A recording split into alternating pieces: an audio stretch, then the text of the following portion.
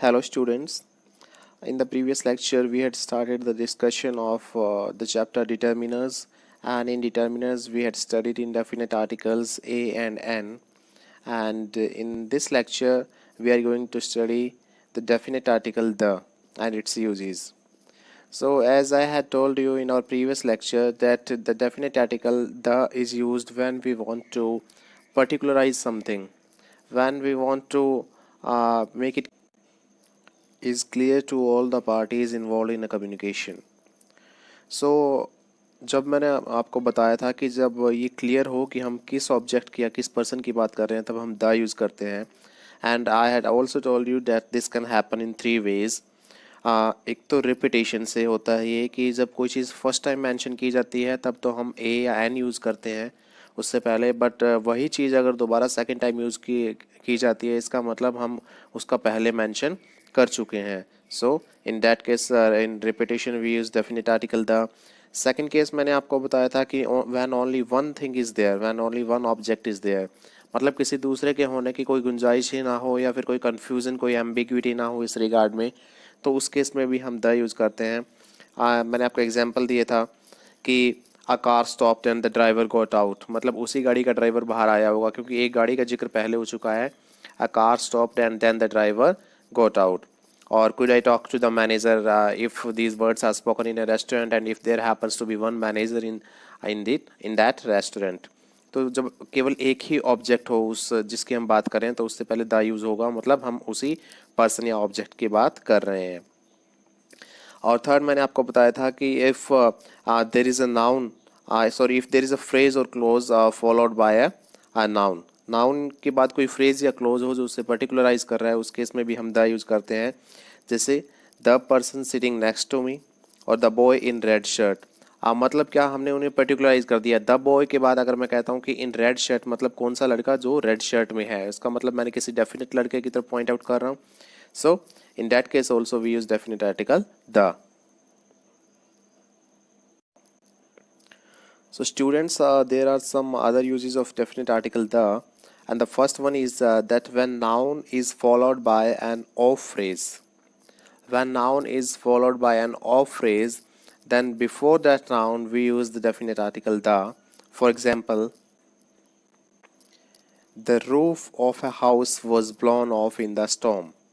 तो देखिए इस स्ट्रक्चर को आप स्टडी कीजिए क्लोजली. ऑफ स्ट्रक्चर है, रूफ एक नाउन है और नाउन के बाद जो है ऑफ आ रहा है, तो हम यहाँ पे the roof of a house was blown of in the storm. तो ऑफ फ्रेज जब आएगा नाउन के बाद तो उससे पहले वाली नाउन से पहले हम द यूज़ करते हैं. Second is with only next last sem right and wrong. So students, these are certain words and usually these words take the before them. For example, देखिए कुछ words आपको बताए यहाँ पे only, next, last, same, right and wrong. तो इन words से पहले भी हम the use करते हैं. For example, this is the only opportunity I got. This is the only opportunity I got. तो देखिए only से पहले हमने the use किया. Next is that is the right way to approach this problem.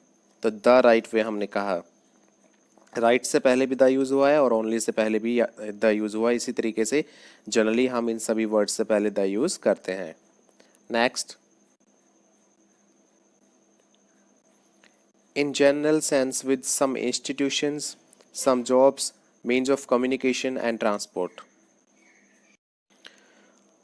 So students, कुछ institutions से पहले, कुछ जॉब से पहले, कुछ means of communication and transport से पहले जब ये दिखाया गया हो कि those are the means of communication and transport instead of a particular transport, उन्हें एक हम ट्रांसपोर्ट के मीन्स के तौर पे दिखाएं.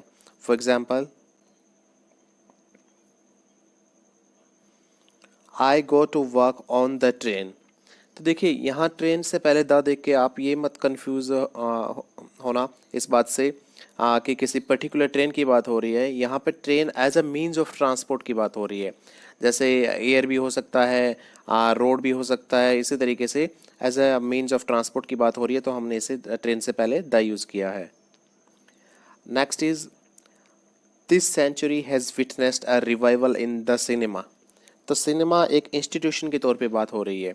सिनेमा एक इंस्टीट्यूशन है, तो उससे पहले भी हमने द यूज़ किया है। इससे ये सिनेमा किसी पर्टिकुलर थिएटर या पीवीआर को रेफर नहीं करता, ये एज एन इंस्टीट्यूशन की बात हो रही है कि सिनेमा अपने आप में एक इंस्टीट्यूशन है। Some more examples are the establishment, the press, the countryside, the media। तो ये देखिए, ये भी क्या है, कुछ जॉब्स हम कह सकते हैं और कुछ इंस्टीट्यूशंस के नेम हम कह सकते हैं। तो इनसे पहले भी हमने द को यूज़ किया है। Next is in economics, some group of people are described in economic terms, and we also use the before in the names of inventions and before the names of musical instruments. For example, the new tax regime will hit hard the taxpayer। तो देखिए, जो नया tax का कानून है उससे जो tax payer है उस पर काफ़ी असर पड़ेगा। तो टैक्स पेयर एक इकोनॉमिक टर्म है, लोगों के लिए यूज़ किया जाता है। इसी तरह द कंज्यूमर, द कस्टमर, तो इनसे पहले हम द यूज़ करते हैं। इन्वेंशन से पहले भी द का यूज़ होता है। Like can you play the guitar, can you play the guitar हमने यूज़ किया, इसका मतलब हमने इन्वेंशन से पहले द का यूज़ किया है। Musical instrument, sorry, this is not invention, this is musical instrument. And then if I talk of inventions, then the ancient man invented the wheel। तो देखिए, व्हील एक इन्वेंशन था, एंशियंट मैन ने जो invent किया था। तो कोई भी इन्वेंशन की अगर बात करें उससे पहले भी हम द यूज़ करते हैं। Next is to particularize a person और अ थिंग और one already mentioned or something which is clear from the context। this we have already studied but still look at some more examples। मतलब किसी ऐसे इंसान की बात करें जिसे पर्टिकुलराइज करना हो, जिसके बारे में विशेष तौर पे बात करनी हो, या जिसका पहले जिक्र आ चुका हो, या कॉन्टेक्स्ट क्लियर कर रहा हो कि किसके बारे में बात हो रही है। जैसे मैंने आपको पहले भी एग्जांपल्स दिए थे रेस्टोरेंट वाले। तो इसी तरीके से some more examples are there in with different sense. The book you want is not available. तो देखिए, if two persons talk about a book कि the book you want is not available, इसका मतलब है कि आपको जो बुक चाहिए वो अवेलेबल नहीं है। इसका मतलब दोनों को पता है कि कौन सी बुक की बात हो रही है, इसलिए बुक से पहले हमने द यूज़ किया। द बुक के बाद जो फ्रेज आया है, द जो क्लोज आया है यू वांट, वो हमें ये क्लियर कर रहा है कौन से बुक की बात हो रही है। Next is let's go to the stadium। Suppose if my friend comes to me and he asks me to go to the stadium, and if there is one stadium in my city, then we are pretty sure which stadium we are talking about। तो इस तरीके से भी हम कोई जो चीज़ें clear है, कॉन्टेक्स्ट जिन्हें क्लियर कर रहा है, उससे पहले भी हम द यूज़ करते हैं, क्योंकि एक ही स्टेडियम है हमारे शहर में, तो उसी स्टेडियम में जाना होगा। तो that means let's go to the stadium से पहले भी द यूज़ यहाँ पे हुआ है। And then is I have lost the pen that you gave me. I have lost the pen that you gave me. तो इसमें क्या है, कौन से पेन की बात हो रही है? जो तुमने मुझे दिया था वो पेन मैंने खो दिया है।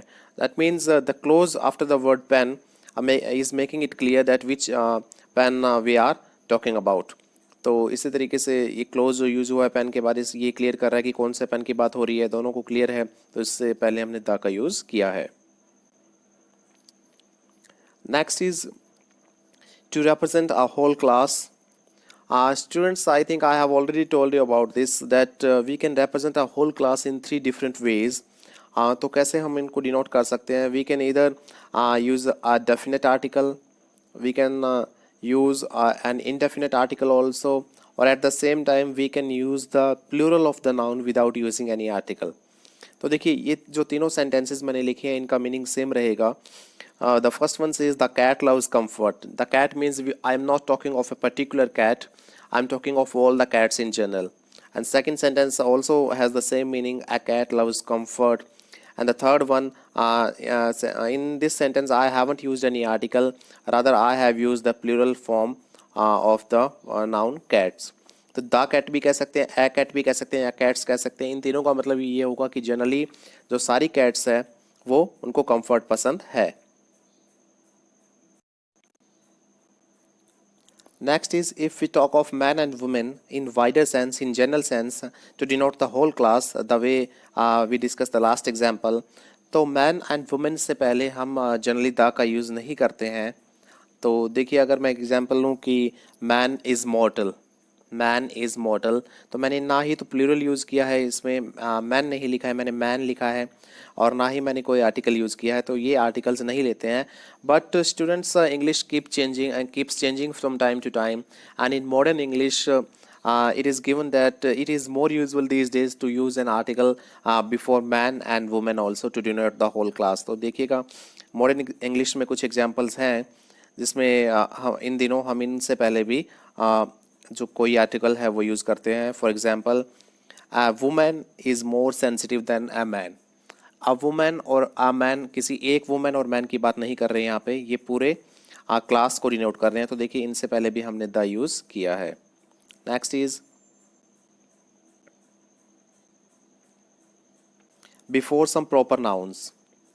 So students, generally we see that we do not use the definite article or any article before the proper noun, but still there are some proper nouns which take the definite article the. For example, if we talk of oceans, seas, rivers and canals, तो इनसे पहले हम definite article the लगाते हैं. जैसे example आपको दे रहा हूँ, the Indian Ocean, the Arabian Sea, the Ganges, the Suez Canal. तो देखिए ये जो एग्जांपल्स है ये ओशन के, सी के, रिवर के और कैनल के हैं. गंगा नदी को इंग्लिश में हम द गैंजीज बोलते हैं स्टूडेंट्स. नेक्स्ट एग्जांपल है डिस्क्रिप्टिव ज्योग्राफिकल नेम्स. अगर किसी स्टेट का या किसी कंट्री का नेम कुछ इस तरीके से हो कि एक डिस्क्रिप्टिव नेम हो, कुछ डिस्क्राइब कर रहा हो, ज्योग्राफी से रिलेटेड हो कुछ, तो उससे पहले भी हम द यूज़ करते हैं. Usually you will find the use of the words like kingdom, republic और some countries names in plural. तो इस तरीके से हम अगर ये चीज़ें मिले हमें तो उनसे पहले हम द यूज़ करते हैं. For example, the UK, the Irish Republic, the Netherlands, the Punjab, the USA. तो देखिए the UK stands for the United kingdom. इसी तरीके से द आयरिश रिपब्लिक में वर्ड रिपब्लिक आया है, यूनाइटेड स्टेट्स ऑफ अमेरिका आया है, यूएसए में नेदरलैंड्स एक प्लूरल नेम है, और पंजाब भी क्या है, Punjab means group of 5 reverse. तो ये भी एक डिस्क्रिप्टिव ज्योग्राफिकल नेम है. तो इनसे पहले हम द यूज़ करते हैं. After that if we talk of deserts, तो डेजर्ट्स से पहले भी हम द यूज़ करते हैं, like the Sahara. Next is before the names of mountain ranges and group of islands. So students, if we talk of mountain ranges and group of islands, तो उनसे पहले भी हम द यूज़ करते हैं, जैसे the Vindhyas, the Himalayas, the West Indies.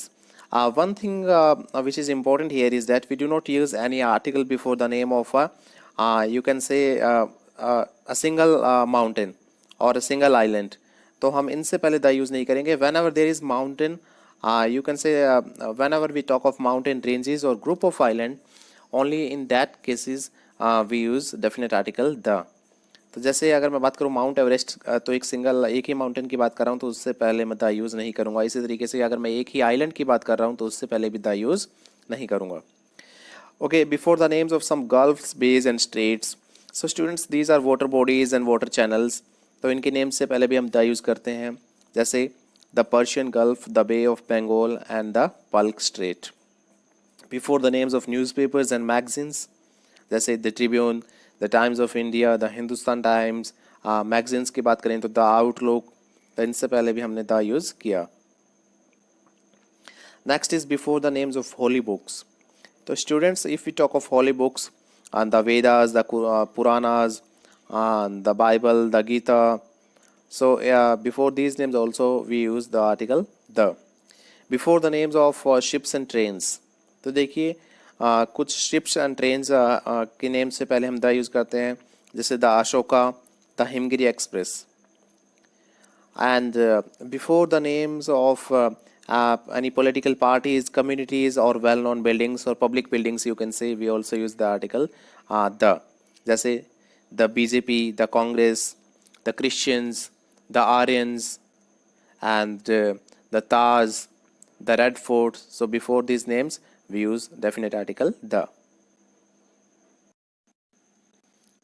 Okay students, we also use definite article the before the names of things unique of their kind.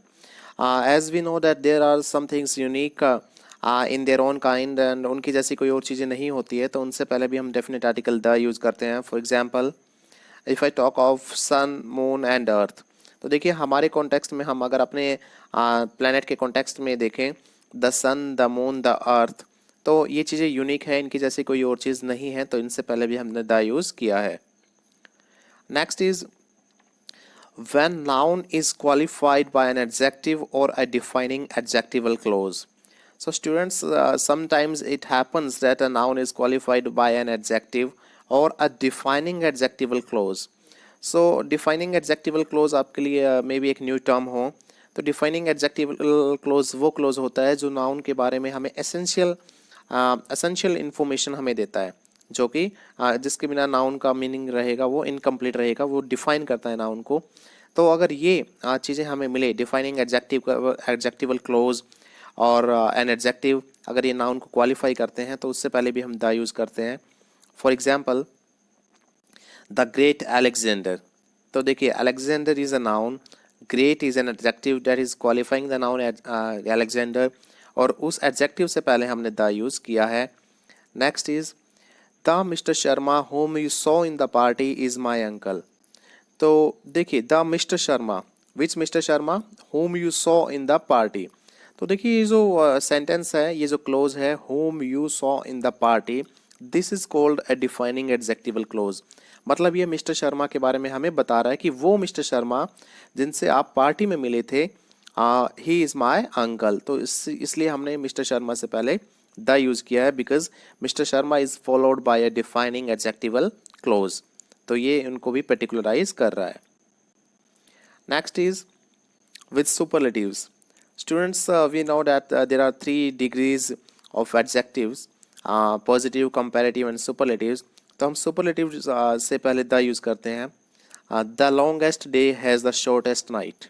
तो देखिए लॉन्गेस्ट और शॉर्टेस्ट से पहले हमने यहाँ पे द यूज़ किया है. Next is before an adjective when the noun is understood. तो देखिए sometimes we only use the adjectives when the noun is understood. We do not use the nouns with those adjectives. तो कुछ examples है. The rich should help the poor. तो देखिए I need not say the rich persons should help the poor persons. तो persons तो यहाँ पे noun हो जाता, rich और poor यहाँ पे क्या है, adjective है, लेकिन इनसे पहले हमने द लगा दिया. इसका मतलब क्या है, ये द रिच का मतलब सारे अमीर लोग एंड द पुअर का मतलब सारे गरीब लोग. तो ये यहाँ पे नाउन अपने आप अंडरस्टूड है, तो इनसे पहले भी हम द यूज़ करते हैं. एंड यहाँ पे स्टूडेंट्स अक्सर एक गलती करते हैं. वो क्या करते हैं, यहाँ प्लूरल बना देते हैं एडजेक्टिव को. जैसे the rich should help the poors, so that is incorrect, you should avoid doing that. तो वहाँ पे इससे पहले अगर द लग गया, इसका मतलब ये अपने आप ही प्लूरल बन जाता है या पूरी उस क्लास को डिनोट करता है. Next is with ordinals. Students, with these numbers, with ordinals, we use the. He is the first batsman to score a double hundred. The first, the second, the third. So these are called ordinals, और इनसे पहले भी हम the use करते हैं. Next is he is the tallest boy in the class. Actually, this is not the case of the ordinals. This can be used with the superlatives also. Okay, next example is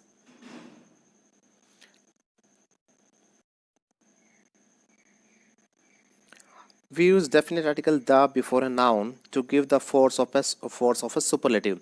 We use this article with emphasis. तो देखिए example से clear होगा आपको. He is the person for this job. अगर मैं the यहाँ पे stress देके बोलता हूँ, he is the person for this job, means he is the you can say most suitable person for this job. Okay, तो द का यहाँ पे एक एम्फेसिस के साथ एक विशेष यूज़ हो रहा है. इसका मतलब क्या है, मैं इसे ही, I can say also say, this can also have the same meaning, he is the best person for this job. तो he is the person for this job. Next is before a comparative adjective to denote a selection out of 2. तो देखिए वैसे तो हम superlative से पहले the use करते हैं, लेकिन अगर कंपैरेटिव की स्ट्रक्चर कुछ इस तरीके से रहती है, ऑफ द, और टू ही पर्सन्स के हम कंपैरिजन कर रहे हैं, टू ही ऑब्जेक्ट्स के हम कंपैरिजन कर रहे हैं, तो इससे पहले भी हम द यूज़ करते हैं। ओके, इफ़ आई से ही is the taller of the two boys, देखिए ऑफ वाला स्ट्रक्चर यहाँ पे आया हुआ है, ही is the taller of the two boys.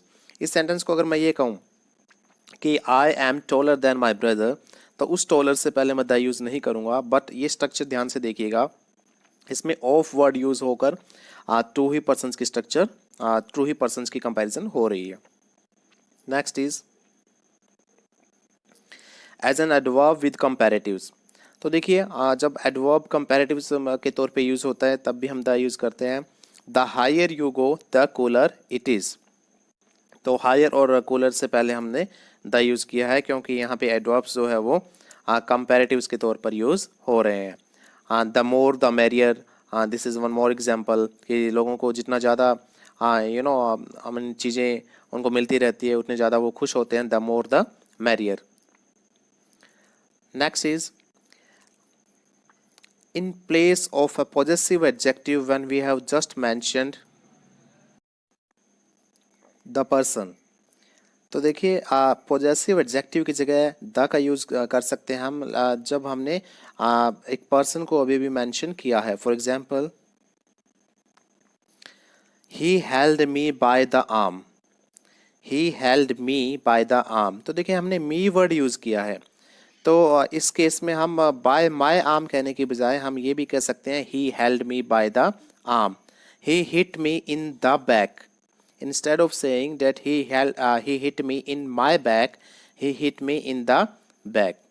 और अगर सिंपली अगर मैं बात करूं, I put my hands in my pocket, if I do not mention any person, तो उस केस में तो मैं पॉजेसिव ही यूज़ करूंगा। पॉजेसिव का मतलब ये माय, आवर, योर, तो ये पॉजेसिव्स होते हैं। लेकिन अगर मैं किसी पर्सन को मेंशन कर देता हूं तो मैं द भी यूज़ कर सकता हूं, he held me by the arm. Next is before names of directions. So students, before names of directions also we use definite article the. The sun sets in the west. Next example is the is followed by same or whole, or I can say same or whole are preceded by the।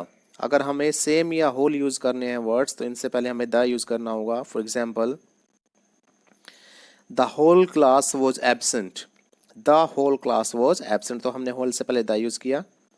Next is this is the same question which I had solved, this is the same question which I had solved, तो same से पहले भी हमने the use किया है यहाँ पे। Next is before an adjective to denote an abstract idea.